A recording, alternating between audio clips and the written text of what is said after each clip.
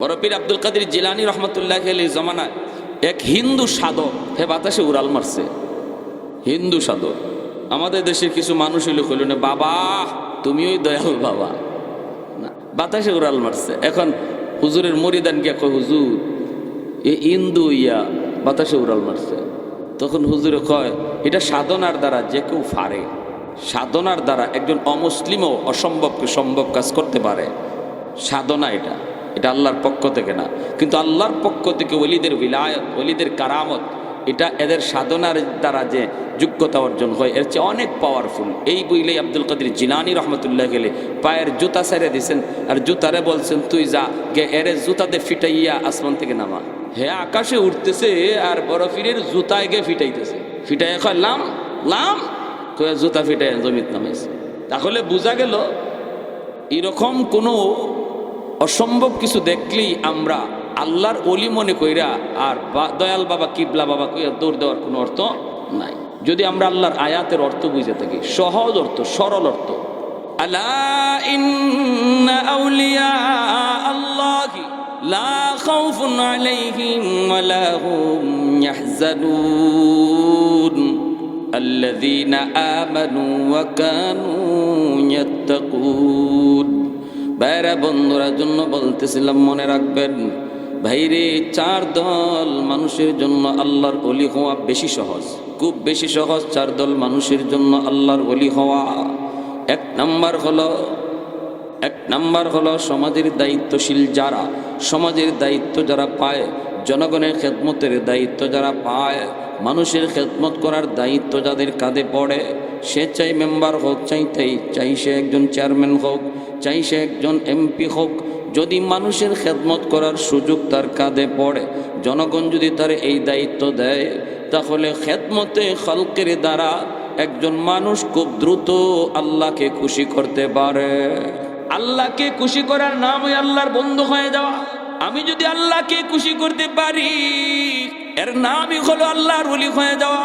আল্লাহকে খুশি করার একটা সহজ পথ হলো মানুষের খেদমত কইরা, মানুষে খুশি কইরা, মানুষের মন জয় কইরা আল্লাহ পাকের কুদরতি মন জয় করা যায়। আল্লাহ খুব দ্রুত তার ওই বান্দার উপরে খুশি হয়ে যায়। ইরহামু মান ফিল আরদ ইয়ারহামুকুম মান ফিস সামা। মায়ার নবী বলেন জমিনবাসীর উপরে তুমি যত বেশি রহম করবা, মানুষের প্রতি যত দরদ দেখাইবা, আসমানওয়ালা তোমার প্রতি তত দরদ দেখাবে। মানুষের প্রতি তুমি যত মায়া দেখাইবা, আসমানওয়ালারা তোমার প্রতি তত বেশি দরদ দেখাবে, মায়া দেখাবে।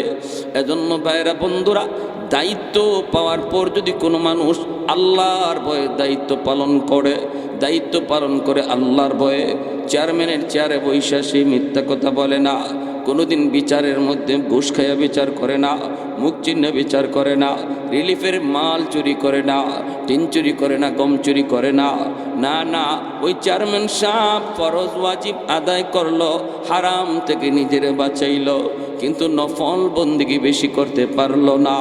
আমি মসজিদের ভিতরে বৈশা ফজরের নামাজ পইরা তসবি পড়তেছি আর চেয়ারম্যান সাহেব তসবি পড়া বাদ দিয়ে সে বের হয়ে মানুষের ঘরে ঘরে যায় পৌঁছতেছে, রাস্তাঘাটের হালত জানতেছে, মানুষের সুখ দুঃখের খবর নিতেছে। তসবি পড়ে একজন মানুষ যতদিনে আল্লাহর ওলি হয়, ওই দায়িত্বশীল মানুষের খেদমত কইরা বহু আগে আল্লাহর ওলি হয়ে যায়। যদি এই দায়িত্ব পালনের ভিতরে আল্লাহর ভয় অন্তরে থাকে, ঠিক কিনা? চুরি করলে, গম চুরি, টিন চুরি, এগুলা করলে জনগণের গম খাই লিছে, টিন খাই লিছে, রাস্তার টাকা খাই লিছে, কালবাটের টাকা খাই ফেলাইছে। ময়মনসিংহ এক জায়গায় গেলাম, কয় হুজুর কের কালবাটার টিন, আমাকে চেয়ারম্যানের টয়লেট খাইয়া ফেলাইছে। আমাকে আস্তাগফিরুল্লাহ, এইটা কেমনে? কয় টিনের টাকা খাইলে যদি টিন খাওয়া হয়, টয়লেটের টাকা খাই লিছে আমাকে চেয়ারম্যানের, তো টয়লেটই খাইছে। আপনাদের এলাকায় না, আলহামদুলিল্লাহ, সব এলাকার কথা না, অনেক এলাকা আলহামদুলিল্লাহ অনেক চেয়ারম্যান মেম্বার আল্লাহর ভয় নিয়েই গমটা ঠিকমতো পৌঁছায়, টিনটা ঠিকমতো পৌঁছায়, রিলিফের মাল চুরি করে না, আলহামদুলিল্লাহ। তারা তো এই জন্যই বলছি যে তাদের জন্য আল্লাহর ওলি হওয়া বড় সহজ। কেউ যদি বলেন হুজুর দায়িত্ব পাওয়ার পরে এতটা আল্লাহর ভয় নিয়ে চলা যায় না, যদি বলেন হুজুর চলা যায় না, ওয়াজ করা সহজ, বাস্তবতা বড় কঠিন, মাঝে মাঝে আপনারও আমরারও ওয়াজ করুন। তো আমার মাদ্রাসার একজন খুব রসিক মানুষ, কেশিয়ার সাহেব, কথা প্রসঙ্গে উঠছে, ওইরকম বলতেছে আর কি, পর্দার বিষয়টা, পর্দা মানতেছেন, পারি না আমরা এই না সে। তো উনি কয়ে উঠছে, হুজুর মাইক লইয়া ওয়াজ করা সোজা, বাস্তবে মাঠের নামে দেখেন কঠিন। কীরকম? হুজুর 100 দোকানদারি করা যায় না, কিছু বেজাল করণ লাগেও। আমি বললাম আচ্ছা, পারা যায় না যদি কোন, তাহলে আল্লাহর উপরে আপনি একটা অপবাদ দিলেন। আল্লাহ মানুষের উপরে এমন কোনো বিধান জারি করে না যেটা মানুষের পক্ষে করা সম্ভব না, ঠিক কিনা? লা ইউকাল্লিফুল্লাহু নাফসান ইল্লা উসআহা, এমন কোনো বিধান আল্লাহ মানুষকে দেয় না যেটা মানুষের পক্ষে আদায় করা সম্ভব। একজনে যদি পারে তাহলেও বোঝা যায় কাজটা করা সম্ভব, যেহেতু একজনে পারছে, ঠিক না? হ্যাঁ, দায়িত্বের চেয়ারে বৈশা আবু বকর সিদ্দিক, ফারুকে আজম, উসমান গনি, আমির মুয়াবিয়া, তারা যদি তাদের এত বড় দায়িত্বের চেয়ারে বৈশা আল্লাহর ভয় অন্তরে নিয়ে চলতে পারলো, তুমি চেয়ারম্যান সাহেব পারো না, এটা নিজের দোষ দাও। পারা সম্ভব বলো আমি পারি না, ঠিক কিনা? জোরে কম। পারা সম্ভব এজন্য বলো আমি পারি না, পারা যায় না বলবা না, পারা যায় না বলবা না। কুতুবউদ্দিন বখতিয়ার কাকি রহমতুল্লাহি আলাইহির ইন্তেকালের সময় উনি তো মৌতের আগে ওসিয়ত করছেন, বাবারা আমার জানাজা এমন লোক দিয়া ফরাইও যার মধ্যে 4টা গুণ পাওয়া যায়। 1 নাম্বার, জীবনে সে কোনোদিন আসরের 4 রাকাত সুন্নত নামাজ কাজা করে নাই, জীবনে সে কোনোদিন জামাত তরক করে নাই। 3 নাম্বার, জীবনে সে কোনোদিন তাহাজ্জুদ ফৌত করে নাই। 4 নাম্বার, জীবনে কোনোদিন বেগানা নারীর দিকে নজর দেয় নাই। সুবহানাল্লাহ কইলেন না? দেখে বোঝা যায় আপনাদের এই এলাকায় এই 4 গুণের বহু মানুষ আছেন। এখানে 1টা গুণের লোক আছেন নি, এরকম 1টা 4টা লাগবে না যে হুজুর আমার কাছে 1টা আছে, এমন কি আছেন কেউ যে জীবনে আসরের 4 রাকাত সুন্নত, ফরজ না 4 রাকাত সুন্নত, আসরের 4 রাকাত সুন্নতের অনেক দাম। মায়ের নবী বলেন যে লোক আসরের 4 রাকাত সুন্নত নামাজ পড়ে তার উপরে আল্লাহর রহমত বৃষ্টির মতো নাজিল হয়, আল্লাহর রহমত বৃষ্টির মতো নাজিল হয়। আসরের 4 রাকাত সুন্নতের এত গুরুত্ব, যদিও সুন্নতে মুআক্কাদা না, গায়রে মুআক্কাদা, সুন্নতে জায়েদা, ফরলে সওয়াব, না ফরলে গুনাহ নাই। এজন্যই আমরা আসরের 4 রাকাত পড়ি না, সুন্নত ম্যাক্সিমাম পড়ি না। কেন? কারণ না পড়লে গুনাহ নাই, আর জোহরেরটা পড়ি, না পড়লে গুনাহ আছে। তিনি শর্ত লাগাইছেন জোহরের 4 রাকাত না, যেটা সুন্নতে মুআক্কাদা পড়া লাগবে, না পড়লে গুনাহ, এটা না।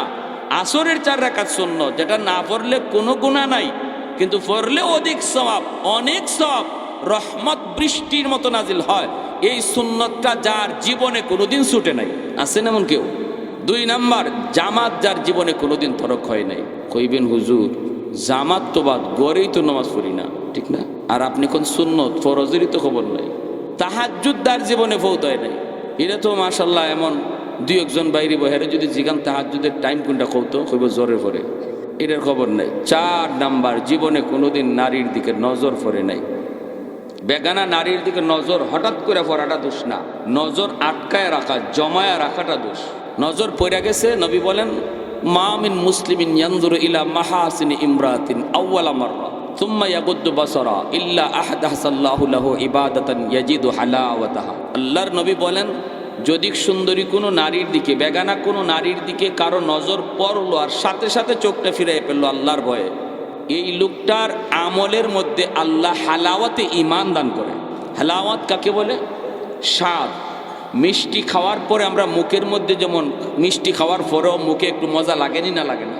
মিষ্টি খাওয়া শেষ, এরপরেও মুখে মজা রয়ে গেছে। ঠিক তেমনি যে মানুষটা তার নজরের হেফাজত করবে, বেগানা নারীর দিকে চোখ ফিরায় রাখবে, পড়লেও সাথে সাথে ফিরাইলেছে, জমাইছে না, আল্লাহ তার নামাজের মধ্যে মিষ্টি খাওয়ার মতো স্বাদ দিয়ে দিবে, কোরআন তেলাওয়াতের মধ্যে মিষ্টি খাওয়ার মতো স্বাদ দিয়ে দিবে, জিকিরের মধ্যে মিষ্টি খাওয়ার মতো স্বাদ আল্লাহ দান করবে। এই 3টা গুণ, এই 4টা গুণ, এই 4 গুণের কেউ থাকলে আমার জানাজা তারে ফরাইতে কইবা, আর যদি এমন লোক না থাকে তাহলে জানাজা সারাই আমারে দাফন দিয়ে দিও। আল্লাহর ওলি কুতুবউদ্দিন বখতিয়ার কাকি রহমাতুল্লাহি আলাইহি এই শর্ত দিয়ে আল্লাহর ওলি তিনি ইন্তেকাল করলেন। লক্ষ লক্ষ মানুষের সমাগম, এত মানুষের ভিতরে জানাজা মাইকে এলান করা হলো, আসুনি এমন আল্লাহর কোনো বান্দা, এই 4টা গুণ তোমার ভিতরে আছে, একটু সামনে আসো, আইসা তুমি জানাজা পড়াও। কিন্তু কেউ সাহস করে উঠে না, উঠার তো কোথাও না। কে এত বড় নেককার, এত বড় পরহেজগার, উঠবে কে? সাহস তো কারো নাই। বারবার বারবার এলান করা হয়, আল্লাহর ওলির সন্তানেরাও এলান করে, যদি এমন কেউ না থাকো তাহলে বাবাকে জানাজা ছাড়াই দাফন করা লাগবে। কারণ আব্বার ওসিয়ত হলো, যদি পাওয়া না যায় তাহলে জানাজা ছাড়াই আমাকে দাফন করবা। এলানের পর এলান, এলানের পর এলান, কেউ দাঁড়ায় না। হঠাৎ করে যখন ঘোষণা হয়, তাহলে তোমরা যার যার মতো করে বাড়ি চলে যাও, যার যার মতো করে বাড়িতে চলে যাও। জানাজা হবে না, জানাজা ছাড়াই উনাকে দাফন করা হবে। এই ঘোষণা দেওয়ার পর মজলিস থেকে একজন মানুষ চাদর মুড়ি দিয়া, চেহারাটা না দেখাইয়া আওয়াজ দিয়া কই, কুতুবউদ্দিনের সন্তানেরা দাঁড়াও দাঁড়াও, আমি জানাজার নামাজ পড়াবো। লক্ষ লক্ষ মানুষ তাকায় তাকায় শুধু দৃশ্যগুলি দেখতেছে। কে সে আল্লাহর বান্দা? কে সে আল্লাহর বান্দা? অবশ্যই তার জীবনে কোনো দায় দায়িত্ব নাই, হয়তো সে কোনো বিয়ে শাদী করে নাই, জীবনটা মসজিদের ভিতরেই পয়সা পয়সা কাটাই দিছে, হয়তো সে বহুত বড় বৈরাগী, বহুত বড় বৈরাগী, কোনো দায় দায়িত্ব দুনিয়াদারি তার কাঁধে নাই।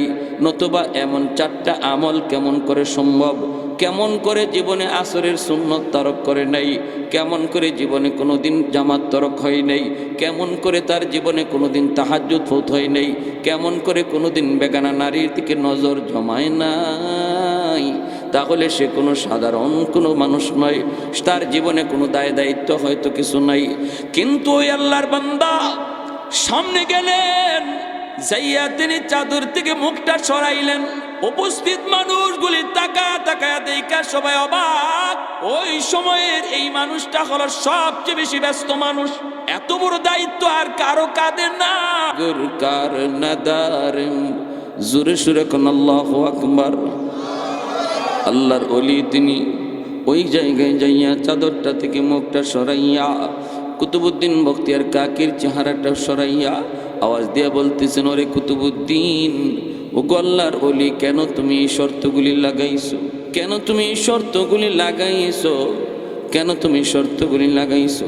আমি আমার জীবনের এই গোপন আমলগুলি দুনিয়ার কাউকে জানাই নাই। আমার মা জানে না, আমার বাবা জানে না, আমার স্ত্রী পর্যন্ত আমার এই আমলের খবর জানে না। আমি তো চেয়েছিলাম এই গোপন আমলগুলি শুধু আমি জানি আর আমার মালিক জানি। কেন তুমি শর্তগুলি লাগাইছো? এই শর্ত করার কারণে আমার গোপন আমল মানুষ জেনে গেল।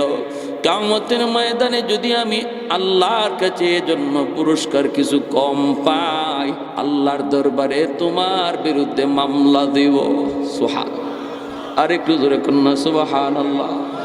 কুতুবউদ্দিন তিনি তো ভালো করে জানতেন, তিনি জানতেন বিদায়ের শর্ত লাগাইছেন। এজন্য বলতেছিলাম, রে যুবক, তুমি যদি বলো না না হুজুর, দায়িত্ব পাইয়া এত আল্লাহ বিল্লাহ করা যায় না, চেয়ারম্যানের দায়িত্ব, মেম্বারের দায়িত্ব পাইয়া আল্লাহর ভয় নিয়ে চলা যায় না, তাহলে বলো দিল্লির সুলতান যদি পারলো, তুমি কেন পারবা না? তাহলে বোঝা গেল পারা সম্ভব, তুমি পারো না। তোমার কপাল পড়ছে, তোমার কপাল পড়ছে। এজন্য দায়িত্ব পাওয়ার পর যেই মানুষটা দায়িত্ব আল্লাহর ভয়ে পালন করবে, ছোট হোক বড় হোক, মসজিদের দায়িত্ব হোক, মাদ্রাসার দায়িত্ব হোক, যে কোনো প্রতিষ্ঠানের দায়িত্ব হোক, সে দায়িত্ব ছোট হোক বড় হোক, যদি দায়িত্ব ঠিকমতো পালন করে আল্লাহর ভয়ে, কখনো আমানতে খেয়ানত করে না, আমানতে খেয়ানত করে না, রব্বুল আলামিন আল্লাহ পাক রব্বুল আলামিন তার উপরে খুশি হয়। কারণ মানুষ তার উপরে খুশি, আল্লাহ তার উপরে খুশি। যেরকম সুবহানাল্লাহ। 2 নাম্বার হলো ওই যুবক, যেই যুবক যৌবনে আল্লাহর গোলামি করে, সুবহানাল্লাহ, যেই যুবক যৌবনে আল্লাহর গোলামি করে, তার জন্য আল্লাহর ওলি হওয়া সহজ। কারণ দুনিয়াতে এমন কোন আল্লাহর ওলি নাই যেই ওলি যৌবনে আল্লাহর ওলি হয় নাই রে ভাই। এজন্য যৌবন কালটা হলো আল্লাহর ওলি হওয়ার বয়স, যৌবন কালটা হলো আল্লাহকে খুশি করার বয়স। যৌবন কালে আল্লাহ পাক যুবকের ইবাদতের উপরে বেশি খুশি হয়ে যায়। কারণ হলো লা ওয়ারা কাল কাফি। নবীজি বলেন, আল্লাহর নবী বলেন, গুনাহ করার সামর্থ্য আছে, শক্তি আছে, সুযোগ আছে, এরপরও যেই মানুষটা গুনাহ করে না সেই হলো তোমাদের ভিতরে আল্লাহর ওলি, সেই হলো তোমাদের ভিতরে বড় পরহেজগার। গুনাহ করার শক্তি আছে, সামর্থ্য আছে, সুযোগ আছে, এরপরও করে না, সে হলো তোমাদের ভিতরে বড় পরহেজগার। বৃদ্ধ মানুষ গুনাহ করা তার জন্য কঠিন, গায়ে শক্তি কম, চাইলেই একজন বৃদ্ধ মানুষ চুরি করতে পারবে না, কিন্তু যুবক চাইলেই সে যা খুশি তা করতে পারে। আওয়াজ দিয়ে এখন ঠিক কিনা? গানের আয়োজন করতে পারে, ওয়াজের আয়োজন না কইরা, ঠিক না? এই যুবকগুলি, যে যুব সমাজ, তারা চাইলে খেলার আয়োজন করতে পারতো, গানের আয়োজন করতে পারতো। চেয়ারম্যান সাহেব যদি নিষেধ দেয়, চেয়ারম্যানের 2 লাইনে সভাপতি বানাই দিব। হ্যাঁ, ক্ষমতা তারা। যুব সমাজ এক যদি হয়ে যায়, এলাকার মেম্বার সাহেব, মুরব্বী কেউ যদি বাধা দেয়, বেটা গান করাইস না, রাত্রে গিয়া গড় হামাইয়া কইব পিস্তল দইরা, কালকের গানে অনুষ্ঠানের সভাপতি তুমি। তো ইজ্জত কমলো না, বাড়লো না, কমলো? পারে তারা, কিন্তু এতটুকু করলো না জালালাবাদ যুব সমাজ, করলো না। যৌবনের চাহিদা হলো গুনার দিকে যাওয়া, যৌবনের চাহিদা হলো যাত্রার প্যান্ডেল দেখা, যৌবনের চাহিদা হলো খেলার আয়োজন করা, যৌবনের চাহিদা হলো ডাব চুরি করা, যৌবনের চাহিদা হলো হাঁস চুরি করা। বন্ধু চোখের সামনে জিনা ব্যভিচারে লিপ্ত, বন্ধু চোখের সামনে ভালোবাসা দিবস পালন করে, কিন্তু যেই যুবক যৌবনের পাগলামি করে না, যৌবনে তার চায় কিন্তু সে পাগলামি করে না, যৌবনকে কন্ট্রোল করে, পাগলা গুড়ার লাগাম টেনে ধরছে, যৌবনে তারে মসজিদে দেখা যায়, যৌবনে তারে ওয়াজ মাহফিল করাইতে দেখা যায়, যৌবনে তারে বাপ্পার সেবা করতে দেখা যায়, যৌবনে মুরব্বীদের শ্রদ্ধা করতে দেখা যায়, যৌবনে উলামায়ে কেরামকে তাজিম করতে দেখা যায়, যৌবনে তার মাথায় টুপি পাওয়া যায়, যৌবনে তার মুখে দাড়ি দেখা যায়। আল্লাহ নবী, রহমতের নবী বলেন, ওই যুবক যৌবনেই আল্লাহর ওলি হইয়া যায়। লাউলা মাশাইখু রুক্কা ওয়াশ-শাবাবু খুশশা ওয়াল আতফালু রুদ্দা ওয়াল আনআমু রুদ্দা লাজআলতুস সামাআ হাদিদা ওয়াল আরদা খাফসাফা ওয়াত তুরাবা রামাদা ওয়ামা আনজালতু মিনাস সামাই কাতরা ওয়ামা আনবাততু মিনাল আরদি নাবাতা বাল আনজালতু আলাইকুমুল আযাবা সাব্বা। আল্লাহ পাক রব্বুল আলামিন বলে, প্রতিদিন জমিন আল্লাহকে ডাক দিয়া কয়, ও মালিক, আর কত আমি গুনাহ দেখব, আর সহ্য হয় না। আল্লাহ, আমি জমিনের উপরে যে গুনাহগুলি হয়, যেই অন্যায় হয়, যেই জুলুম হয়, আমি জমিন আর কত সইব, আর কত আমি দেখব, একটু অনুমতি দাও। আবতালি ইবনা আদম ফি কারি, আমি সবগুলি জালেমকে আমার পেটের ভিতরে ঢুকায়া দেই। আল্লাহ কই, কেন? কইলি আন্নাহুম ইয়ারযুকু বিরিজকিকা ওয়া ইয়াসিকা ওয়া ইয়াতাকাল্লামু বিলিসানিকা ওয়া ইয়াসিকা। আল্লাহ তোমার দেওয়া হাত দিয়ে তোমার নাফরমানি করে, তোমার দেওয়া জবান দিয়ে তোমার নাফরমানি করে, তোমার দেওয়া পা দিয়ে তোমার নাফরমানি করে। আসবিরু ইলা মাতা আসবিরু, আমি জমিন আর কতকাল ধৈর্য ধরবো, আর কত কাল আমি জালেমের জুলুমগুলি দেখব। ও মালিক, আমি আর কত জালেমের জুলুম দেখব, আমি আর কত জালেমের জুলুম সইব, অনুমতি দাও, অনুমতি দাও। আল্লাহ কইরে, জমিন থাম থাম, এখনো জমিনের মধ্যে এমন কিছু বান্দা বান্দি আছে যারা আমি আল্লাহকে আল্লাহ কইয়া ডাক দেয়। এখনো জমিনের ভিতরে এমন কিছু আমার বান্দা বান্দি রয়েছে, এই মানুষগুলির তোমরা ধ্বংস করে দিতে চাও, কিন্তু জানো না ওই মানুষকে আমি আল্লাহ কত আদর করে বানাইছি। জোরে কোন সুবহানাল্লাহ। আসমান আল্লাহ বানাইছেন কুন ফায়াকুন বইলা, জমিন আল্লাহ বানাইছেন কুন ফায়াকুন বইলা, ফেরেশতা আল্লাহ বানাইছেন কুন ফায়াকুন বইলা, কিন্তু আমারে আপনারে আল্লাহ পাক কুন ফায়াকুন বইলা বানায় নাই। আমাকে আপনাকে যখন আল্লাহ বানাইছে, খালাকতু বিয়াদাইয়া, আল্লাহ বলে, বান্দা আমার হাত দিয়া তোরে বানাইছি, কারণ এই তোর চেহারার মধ্যে এত দামি কপাল, ওই কপাল দিয়া বান্দা আমার কুদরতি কদমে সেজদা দিবে। অতএব এই কপাল ফেরেশতাদের হাতে বানাইলে হয় না, এই কপাল কুন ফায়াকুন বললে হয় না, এই কপাল কারো হাতে বানাইলে হয় না, আমি আল্লাহ নিজের হাতে বানাইছি।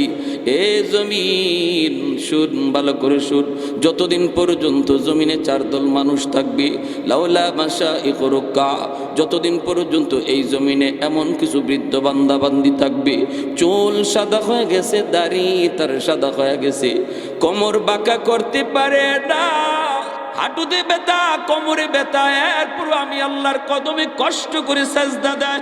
আমার ওই বান্দা বান্দি গুলার সেজদার দিকে তাকাইলে এই গুনাহগার জমিনের প্রতি আমি আল্লাহর মায়া লেগে যায়। ওয়াশবাবু খুশা। 2 নম্বর আল্লাহ পাক বলেন এখনো জমিনের মধ্যে এমন কিছু যুবক রয়েছে যেই যুবক যৌবনের পাগলামি করে না। ওই যুবক চুরি ডাকাতিতে যায় না, না না, সে নারিকেল চুরি করে না, বন্ধু তারে ডাকি হারাম পথে যাওয়ার জন্য, এরপরও যায় না। যুবক তার যৌবনটারে আমি আল্লাহর জন্য অক্ষ করে দেয়, যৌবনে সে আমার কদমে সেজদা দেয়।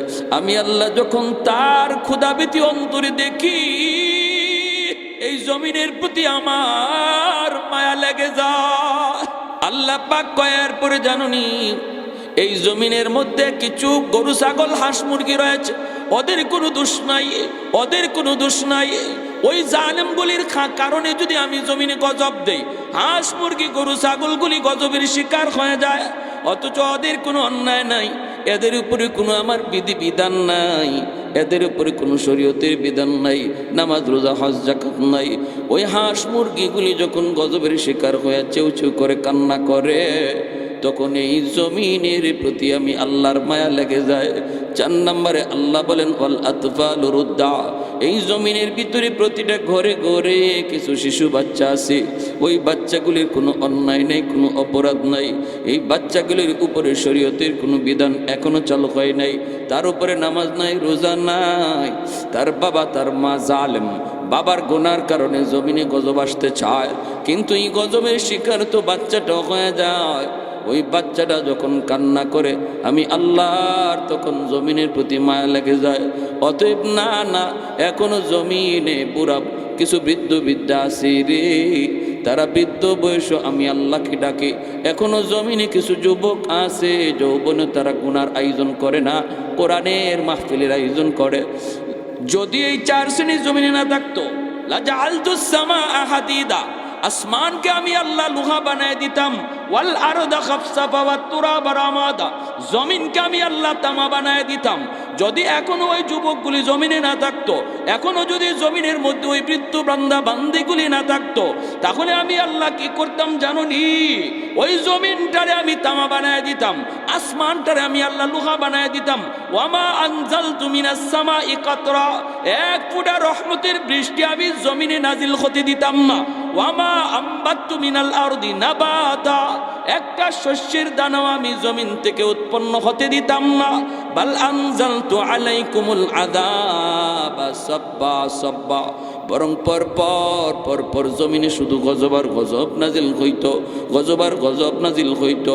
বাংলার মুসলমান এখনো উলামায়ে কেরামকে তাজিম করে, এখনো মাদ্রাসাকে কদর করে, এখনো ওয়াজ মাহফিলের আয়োজন করে, এখনো লক্ষ লক্ষ কোরআনের হাফেজ ফজরের আগেই কোরআন তেলাওয়াতে মগ্ন থাকে। তুরস্কে 7.9 মাত্রার ভূমিকম্পে গোটা তুরস্ক ধ্বংসস্তূপে পরিণত হয়ে গেল। সিরিয়াতে এখনো মানুষ খুঁজে বের করে। এরে যুবক, একটু দিলটা নরম করে কথাগুলি শোনো। জানুনি চোখের সামনেই তো তুরস্কের হালত দেখতেছ, সিরিয়ার হালত তুমি দেখতেছ, অথচ বাংলাদেশে এই মাত্রার ভূমিকম্প কয়েক বছর আগে ফজরের আগে হয়েছে। ওই একই মাত্রা ভূমিকম্প তুরস্কে হলো, ধ্বংসস্তূপ হয়ে গেল, ধ্বংসস্তূপ, লক্ষ লক্ষ মানুষ আহত নিহত হলো। বাংলাদেশে কেন এতটা ক্ষতি হয় নাই? একটাই কারণ বাংলার তখন আমি আর তুমি ঘুমাইছিলাম, কিন্তু টেকনাফ থেকে তেতুলিয়া পর্যন্ত লক্ষ লক্ষ মাদ্রাসার লক্ষ লক্ষ কোরআনের হাফেজ তারা কোরআন তেলাওয়াতে মগ্ন ছিল। আমি আর তুমি যখন ঘুমে, তখন মাদ্রাসার ছাত্ররা কোরআন পড়ে। শীতের জন্য কষ্ট করে ফজরের নামাজ পড়তে উঠতে পারি না, আর মাদ্রাসার ছোট ছোট তালেবে এলেম হিফজের ছাত্ররা তখন অজু কইরা ঠান্ডা পানিতে আমার মাওলার কালাম নিয়ে কোরআন তেলাওয়াতে বসে যায়। এই আওয়াজটা আল্লাহ পাক রব্বুল আলামিন শুনেনি না শুনে না? এই দৃশ্য আল্লাহ দেখেনি না দেখে না? শুধু এজন্য আল্লাহ পাক রব্বুল আলামিন বাংলার জমিনকে আল্লাহ পাক হেফাজত করেছে। এরে যুবক, এজন্য বলতেছি একটু মনোযোগ দিয়ে কথাগুলি শোনো। যৌবন কালটা হলো আল্লাহর ওলি হওয়ার বয়স। যৌবন কালটাতে তুমি নিজের গুনাহ থেকে যত বাঁচাইবা তত আল্লাহর ওলি হয়ে যাইবা। এ যুবক, আজ যৌবন কালটারে তুমি গুরুত্ব দিচ্ছ না, মনে করতেছো বৃদ্ধ বয়সে নামাজ ধরবো, আর একটু বয়স হোক তারপরে রোজাগুলি রাখবো। আসতেছে সামনে রমজান মাস, এই যে রজব চলতেছে, তারপরে শাবান, তারপরে রমজান। এ যুবক, এখনো হয়তো তুমি রোজা রাখার পাক্কা ইরাদা করো নাই, কিন্তু তুমি কি জানো না, আজ এমন একটা যুগ চলতেছে যেই যুগে মানুষের গড় আয়ু 60-70 বছর পায় না, চরম 40-50-এর ভিতরে মানুষ চলে যাইতেছে। এক সময় বাজারে গেলে পরে সাদা দাড়ি সাদা চুল অনেক মানুষ, মুরব্বী মানুষ বাজারে দেখা যাইতো, রাস্তাঘাটে মুরব্বী দেখা যাইতো। আস্তে আস্তে মুরব্বী শূন্য হয়ে যাচ্ছে, মানুষ মুরব্বী হওয়ার বয়স পায় না, যৌবনে কবরে চলে যেতে হয়। যৌবন কালে চোখের সামনে তাকায় দেখো, খেলার সাথে কবরে চলে গেল, লেখাপড়ার সাথে তোমার কবরে চলে গেল। একটু তাকায় দেখো না, আজ নয় কাল তোমার কানে মৃত্যু সংবাদ, বন্ধু স্ট্রোক করে মারা গেল, অ্যাক্সিডেন্ট করে মারা গেল। অতএব তুমি যদি এখনো মনে করো যে আমার সময় আছে, বয়স আছে, আমি ধরবো, সেই সময় তোমার জীবনে নাও তুমি পাইতে পারো। এমন কত যুবক আশা করেছে, কিন্তু আশার পূরণ হয় নাই। অতএব এই মুহূর্তে কাটে দিলে যদি তওবা করে নাও, মালিক আর জীবনে নামাজ ছাড়বো না, আর জীবনে গুনাহ করবো না, পাক্কা ইরাদা করলাম আর রমজানের রোজা ছাড়বো না, আল্লাহ পিছনে সবগুলা মাফ করে মুহূর্তের ভিতরে নামটা ওলির খাতায় উঠে দিবে। জুন্নুন মিসরি রহমতুল্লাহ আলাইহি বহুত বড় আল্লাহর ওলি, নদীর কিনারে দাঁড়ায় আছেন, ইনি মাছ মারতেন। জুন্নুন মিসরি রহমতুল্লাহ আলাইহি হঠাৎ দেখেন একটা বিচ্ছু নদীর পাড়ে দাঁড়ায় রয়েছে। এখন তিনি চিন্তায় পড়ছেন, বিচ্ছুটা নদীর পাড়ে দাঁড়ানো, আর একটা কচ্ছপ পানির নিচ থেকে উপরে উইটা বাসতে বাসতে বিচ্ছুটার কাছে আসছে, আর বিচ্ছুটা লাফ দিয়া কচ্ছপের পিঠে বসছে, আর কচ্ছপটা খেয়া হইয়া বিচ্ছুটারে নদীর ইপার থেকে ওই পার করে দিছে। সুবহানাল্লাহ, জোরে কম। এটা আল্লাহ পারেনি না পারে না? শাহজালাল মুজররদ ইয়ামুনি কেমনে পার হইছেন? সুরমা নদী যায় নামাজে বৈশা, ঠিক না? আল্লাহর ওলি জুন্নুন মিসরি রহমাতুল্লাহ আলাইহি তিনি দেখা বলে, মালিক, ও মালিক, তুমি তো সব পারো, কিন্তু আমার একটু দেখতে মন চায় এই বিচ্ছুটা কই যায়, কোন দিকে যায়, কেন তুমি এইভাবে বিচ্ছুরে পার করাইছো? আল্লাহ, একটু দেখতে মন চায়, আমাকেও তুমি নদী পার করায় দাও। আল্লাহ পাক তার ওলির অন্তরের ভিতরে ইলহাম করলেন, গোলাম, জায়নামাজ, হাতের জায়নামাজ পানির উপরে বিছাও, জায়নামাজে বসে যাও, আমি আল্লাহ নদী পার করায় দেব। জুন্নুন মিসরি তিনি জায়নামাজে বৈশা নদী পার হয়ে গেলেন। ওলিদের কারামত, কারামতুল আউলিয়া ই হাক্কুন, ওলিদের কারামত বেশ সঠিক, কোনো সন্দেহ আছে? আছে কিছু বাংলাদেশের বাইরেছে, কিছু আলট্রা মডার্ন এই ধরনের কোনো ওয়াজ মাহফিল কথা বললে গাঞ্জাগুরি কথা কয়, নাউজুবিল্লাহ, জোরে কই ফেছে? কোরআনও নাই, হাদিসও নাই, কই ফেছে? এগুলা কি সম্ভব? আরে আহমকের আহমক, তুই তো নিজেই বুঝোস না, এগুলা তো ওলির নিজের ক্ষমতা না, আল্লাহ করায়। আল্লাহ যদি করায় তাহলে সব অসম্ভব সম্ভব হয়ে যায়। আল্লাহর কাছে কোনো জিনিসই অসম্ভব নাই। সহি হাদিস বগলের তলে লইয়া আপনারা বিভিন্ন কথা কইব। সাবধান, এরা ইসলামের বহুত বড় ডাকাত, ইমানের ডাকাত, এদের থেকে সাবধান থাকতে হবে, ঠিক কিনা? সহি হাদিসের স্লোগান দিয়া ভিতরে মধুর জায়গায় বিষ ঢুকাই রাখছে, উপরে লাগাইছে মধু লেবেল, আর বোতলের ভিতরে বিষ, বোতলের ভিতরে বিষ, লেবেল হইল মধু। শাহজালাল মুজররদ ইয়ামুনি পার হইছেন সুরমা নদী জায়নামাজে বৈশা, এটা গাঞ্জাখুরি কথা, এটা মিথ্যা কথা। গৌরগোবিন্দ সব নৌকা সরাই দিছে না? যেমন ইতিহাসে আছে তেমন একদম সনদ, সহি সনদে বর্ণিত আছে। যিনি দেখছেন উনি কার থেকে শুনছেন, উনি কার থেকে শুনছেন, উনি কার থেকে শুনছেন, বিশ্বস্ত লোকের কাছ থেকেও একদম যে লোক নিজের চোখে দেখছেন তার পর্যন্ত রাওয়ায়াত সহি।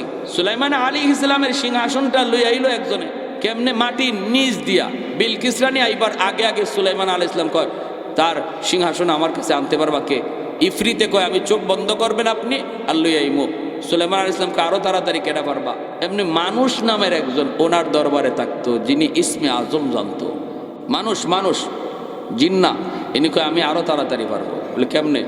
কয় আপনি খালি চোখটা মুছবেন আর চোখ খুলবেন, এর ভিতরেই দেখবেন সিংহাসন হাজির। আর ইফরিতে কইছিল বিলকিস রানী আইবার আগে আগে আমি সিংহাসন হাজির করব। উনি কয় না আরো তাড়াতাড়ি। তখন কয় ঠিক আছে, চোখ খুলবেন আর আনবো। মাটির নিচ দিয়া সিংহাসন লই আইছে বিলকিস রানী আইবার আগে। এটা তো কোরআনে আয়া, সূরা নামল পড়েন। যদি এই ধরনের অসম্ভব, যেটা যুক্তিতে ধরে না, ব্রেইনে ধরে না, এমন কিছু শুনাইলেই যদি আপনি কোন গাঞ্জাখুরি কথা, তাহলে আল্লাহর এই কথাটারে কি কইবেন? কোরআনের এই আয়াতের এই জায়গায় আপনি কি কইবেন? আপনার যুক্তি এখানে কই গেল? আপনার বিবেক এখানে কি বলবে? এটা কিভাবে সম্ভব? কয় এমনিই সম্ভব। কেমনে? কয় আল্লাহ করাইলে সম্ভব। ঠিক কিনা? কারামাতুল আউলিয়া হাক্কুন, আহলে সুন্নাহ ওয়াল জামাতের আকীদা। জুন্নুন মিসরি রাহমাতুল্লাহি আলাইহি উনি কয় ঠিক আছে, উনি পার হয়ে গেছে। পার হইয়া ওই বিচ্ছুটার পিছনে পিছনে দৌড়াইতেছে, বিচ্ছুটা কই যায় দেখার জন্য। হঠাৎ করে আল্লাহর ওলি তাকায় দেখে হাওরের মাঝখানে একটা গাছ দেখা যায়। ওই গাছের নিচে একটা রাখাল উট রাখাল দুম্বা রাখাল একটা যুবক। এ যুবক, তোমাকে বলছি, তোমাকে তোমার মতো একজন যুবক গাছের নিচে ঘুমাইতেছে, আর ওই দিকেই বিচ্ছুটা দৌড়াইতেছে। কাছাকাছি উনিও পিছনে পিছনে হাজির।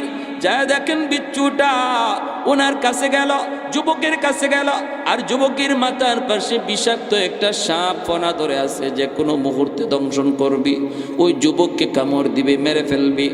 বিচ্ছুটা যাইয়েই দেরি করলো না, লাফ দিয়া সাপের মাথার মধ্যে বসলো, বৈশাই সাপটারে কামড় দিল।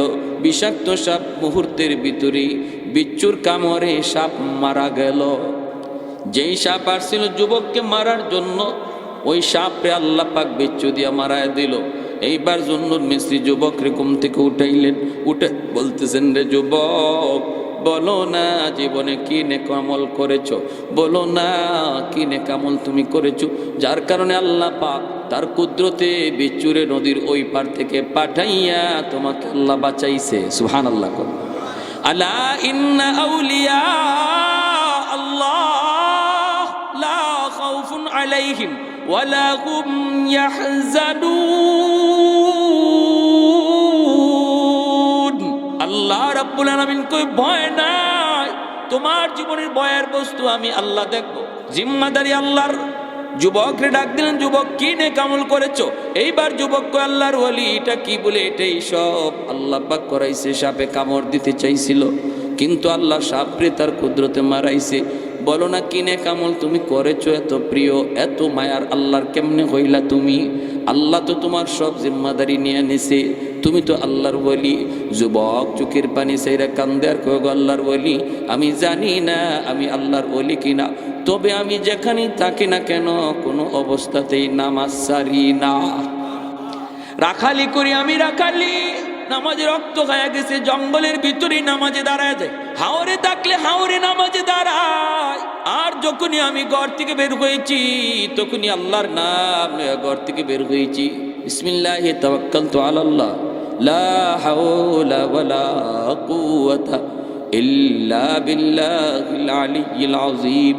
ঘুমানোর আগে বলেছি, মালিক আমি একটু ঘুমাবো, কিন্তু কোন ভরসায় ঘুমাই? এখানে কেউ নাই, আপন বলতে কেউ নাই। আমার যদি কোনো ক্ষতি হয়ে যায়, আল্লাহ বাঁচাইব কে? তুমি তো শুধু বাঁচানোর মালিক। আল্লাহ তুমি আমাকে একটু বাঁচাইও, আল্লাহ বিপদ থেকে উদ্ধার কইরো। আমি ক্লান্ত, আমি একটু ঘুমাবো। এই বইলে আমি ঘুমাইছি, আর আল্লাহ পাক রব্বুল আলামিন তার কুদরতে আমাকে বাঁচাইছে। অতএব বলুন ভাইরা বন্ধুরা, তাওয়াক্কুল করব কার উপর? আর একটু জোরে কোন কার উপর? হ্যাঁ, আল্লাহর উপর।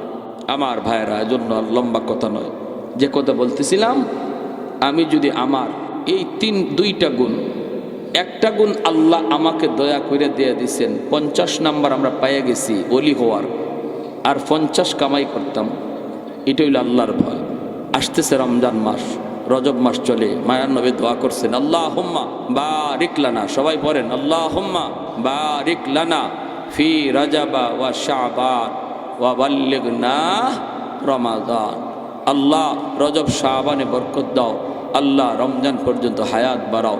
আগামী রমজান মাসে আল্লাহ যেন আমাদের হায়াত বাড়ায়, আর রমজান মাসে পুরা 30টা রোজার হক সহকারে রাখবার কার কার নিয়ত পাক্কা ইরাদা আছে? একটু হাত উঠে আল্লাহকে দেখান। আল্লাহ তুমি আমাদের প্রতিটা হাতকে কবুল করো, রমজান পর্যন্ত হায়াত আমাদের বাড়ায় দাও। আল্লাহ সুস্থতার সাথে রোজার হক সহকারে আদায় করার তৌফিক দাও। সবাই বলে আমিন। ওয়া আখির দাওয়ানা আনিল হামদুলিল্লাহি রাব্বিল আলামিন।